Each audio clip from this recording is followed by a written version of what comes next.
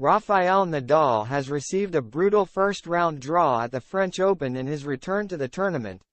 Rafael Nadal has received a brutal draw at the French Open after entering the tournament unseeded for the first time in his career.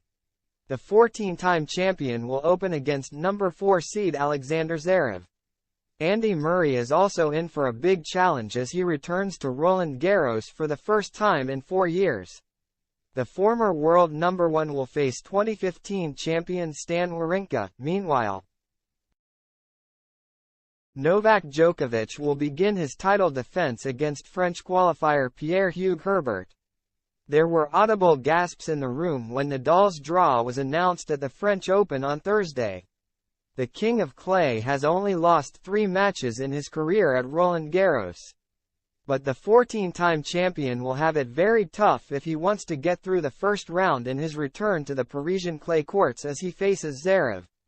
The German comes into the tournament off the back of winning the Italian Open and is on a 6-match winning streak.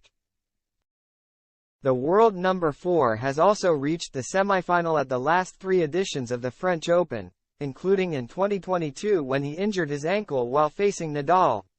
It took 3 hours for them to reach 6-6 in the second set after Nadal took the first. But Zverev fell and snapped several ligaments in his ankle. He was taken off the court in a wheelchair and returned on crutches to retire. Zverev was sidelined for the rest of the 2022 season. But he will now be the favorite going into his blockbuster first-round clash with Nadal, who has spent the better part of the last 18 months sidelined by injuries and suffered a one-sided loss to Hubert Hurkacz in Rome. Zverev will face trial during the French Open for allegedly assaulting his ex-girlfriend. The trial begins on May 31 and Zverev does not have to appear in person. Last October, a Berlin court issued a penalty order and fined £383,000, €450,000, over the accusations.